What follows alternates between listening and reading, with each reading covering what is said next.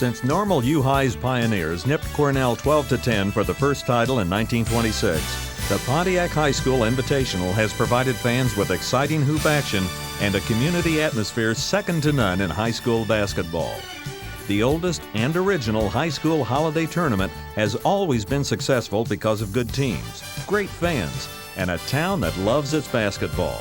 The community has always supported this tournament. It is the oldest tournament in the state of Illinois. The community has always been behind this tournament. This year we tried some new things with some fundraising activities where we had a parent committee that looked out and went out and did some fundraising for us. And our fundraising efforts exceeded all of our expectations. And because of that, we're able to give our team some more increased meal allotments, mileage, all those kinds of things we were able to do because of the fundraising effort in Pontiac. In the 60-plus years of competition, the tournament has hosted some of the legends of Illinois. Names like Edelman, Rupp, Hanks, Leggett, Van Sciok, to list but a few. 5 times the Pontiac Tourney champion has finished their season with an IHSA state championship, and the Pontiac roster reads like a who's who of IHSA champions. Every year, several of the tourney participants are in the state's top 16, and the championship game always has a playoff atmosphere.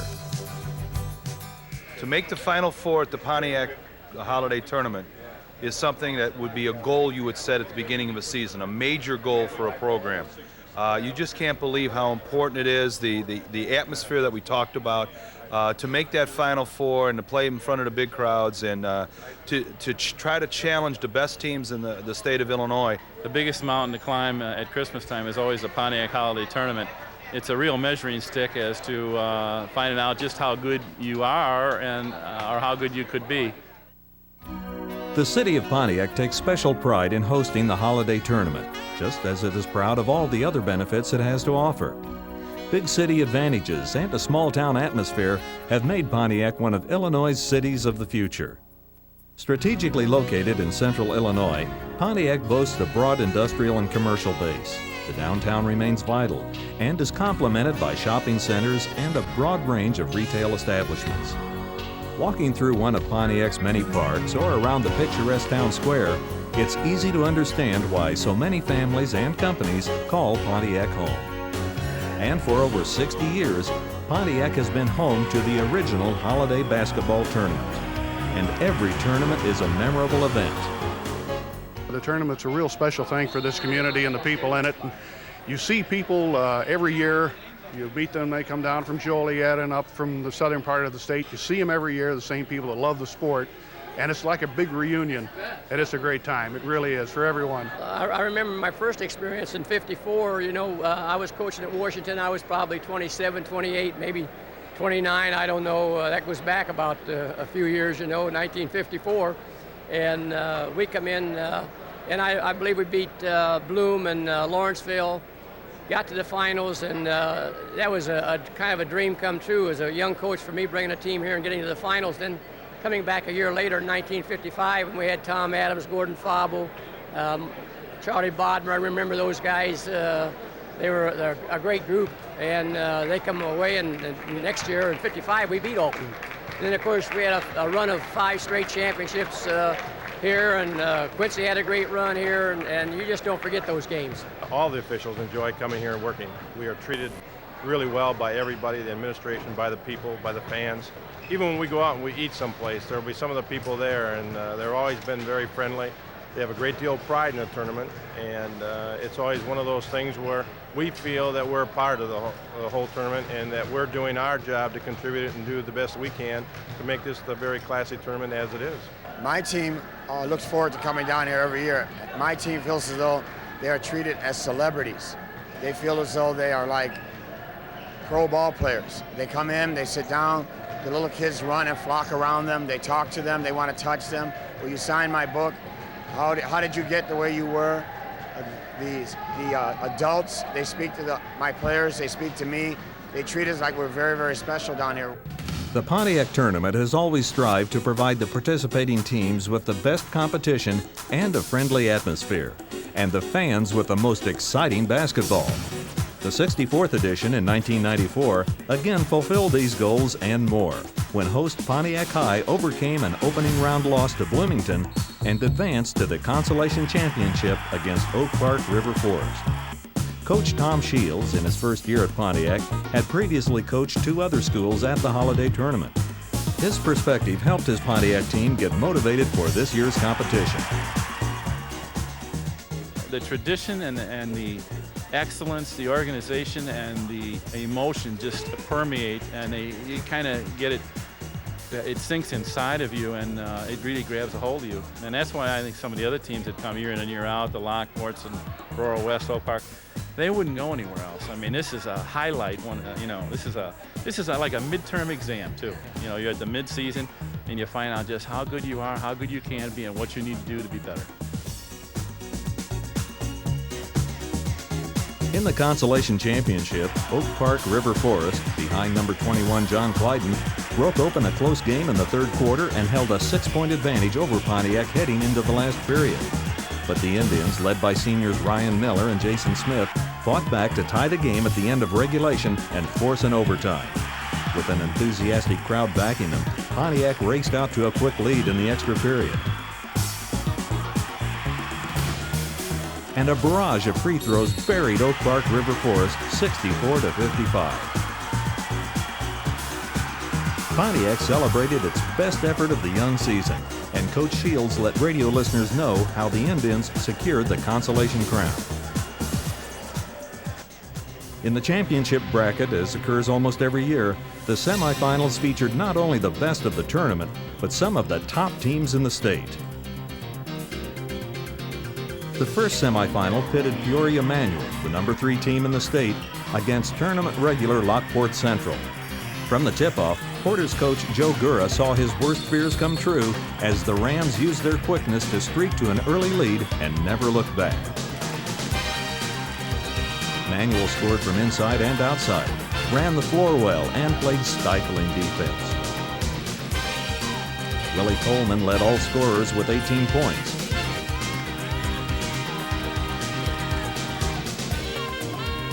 Guard Ivan Watson chipped in with 14.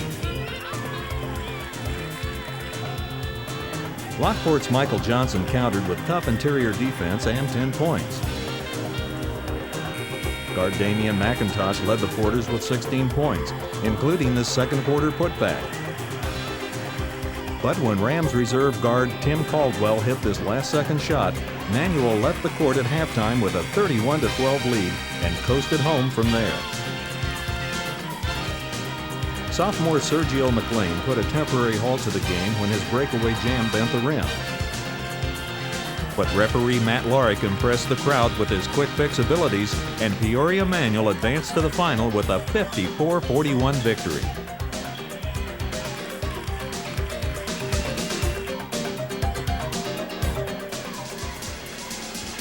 The afternoon second game was the semifinal clash between number 12 Danville and the state's top-ranked team, Joliet Township. This seesaw affair featured numerous lead changes, hard-nosed defense, and some torrid shooting, including Joliet's 8 for 11 from three-point land. Joel House of Joliet hit from beyond the arc 3 times in the first half and finished the game with 15 points.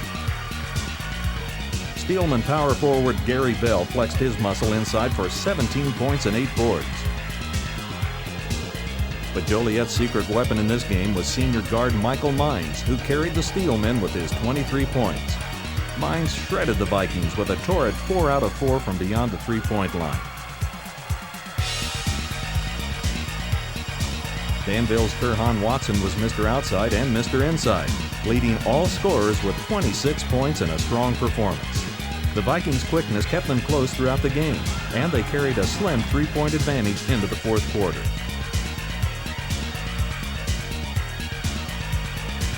When Danville's Darrell Robinson, who finished the contest with 12 points, converted this 3-point play midway through the final period, the Vikings seemed to be in control.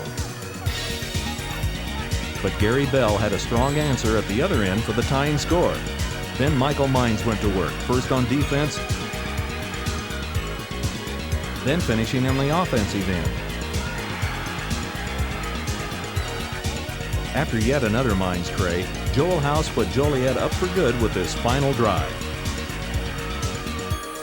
Gene Gorley's Vikings had one last chance for victory, but when DeMarco Clark was whistled for an offensive foul, the Steelmen ran out the clock and secured their place in the championship game. Pontiac fans have seen many classic matchups like the Manual-Joliet game, and Harold Meese is one who could tell about most of those, including the ones he played in.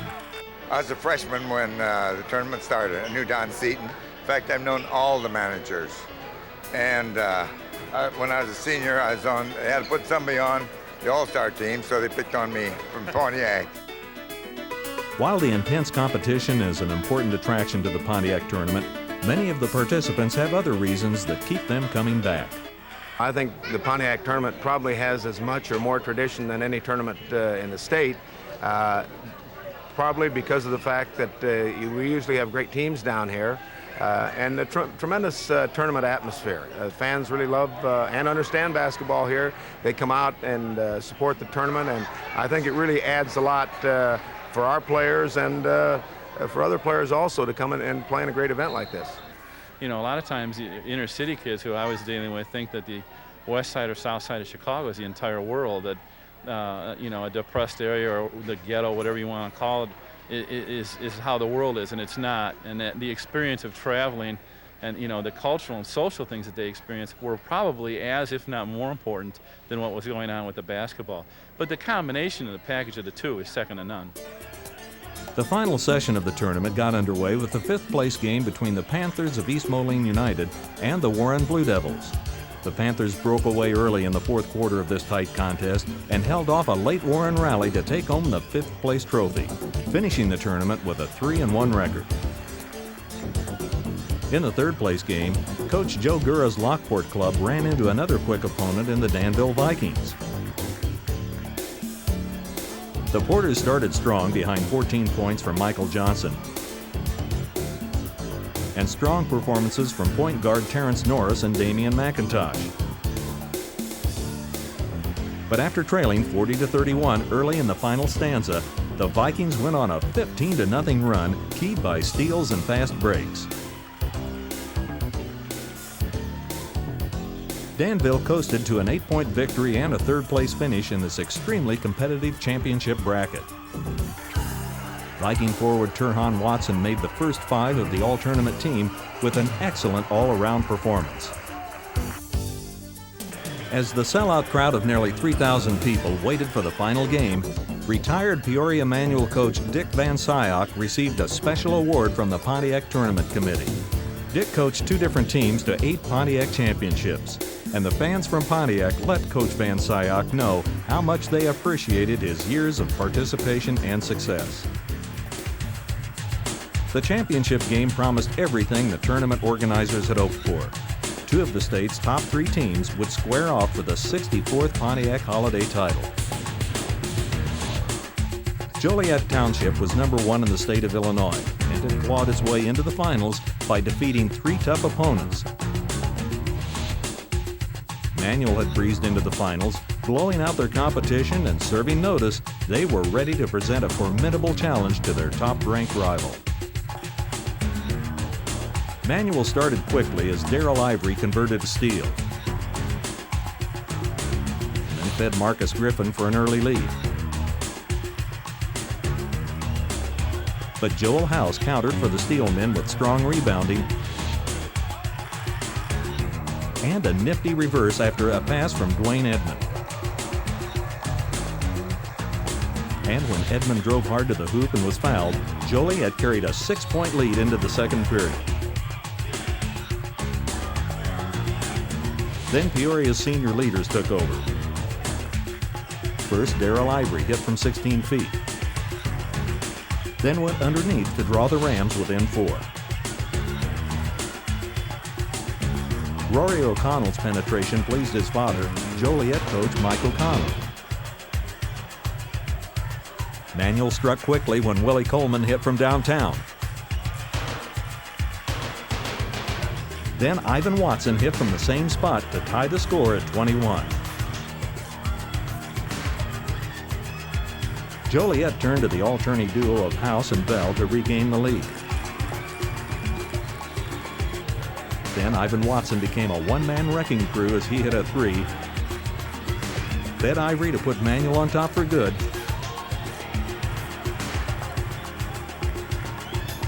Stripped Gary Bell, then went coast to coast to give the Rams a 32-26 halftime lead. After the break, Watson scored on an alley-oop. And Marcus Griffin went strong to the glass and was fouled. But Michael Mines woke up with 2 consecutive three-point baskets. And the Joliet fans cheered the comeback as O'Connell snuck inside. Then hit Bell with a pass to pull the Steelmen within 1 at 39-38. At this point, the Rams' quickness took over. Fast breaks and steals igniting a 10-0 run to end the third quarter.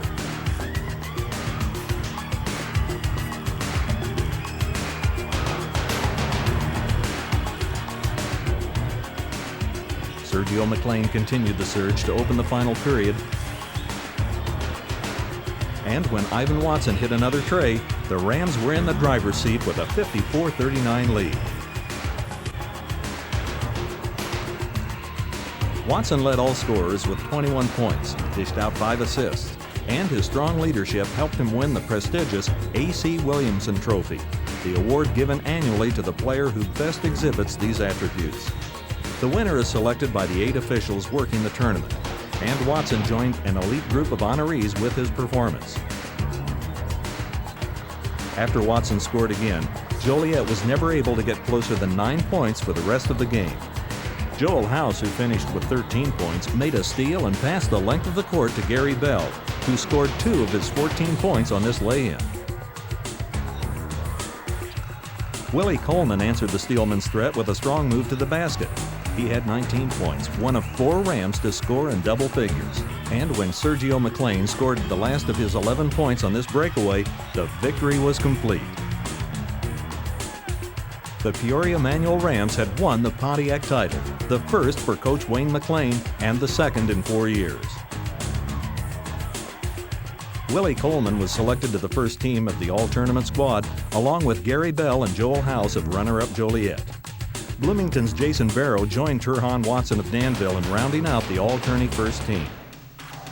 We hope you've enjoyed this look at America's original holiday basketball tournament. And if this isn't enough to attract you to next year's tourney, here are a few more reasons to come to Pontiac for this annual pilgrimage to basketball frenzy. It's really a unique place. This is basketball at its best. If you want to play good quality basketball and you want to be treated like kings while you're down here, this is the place to be. We provide everything that you need, we'll take care of for you. Coaches and administrators, I'll tell you what, this is fun. This is fun for your kids. I think our team gets better because of the experience of Pontiac in the motel, in the restaurants, and certainly here in the gym. This place is great.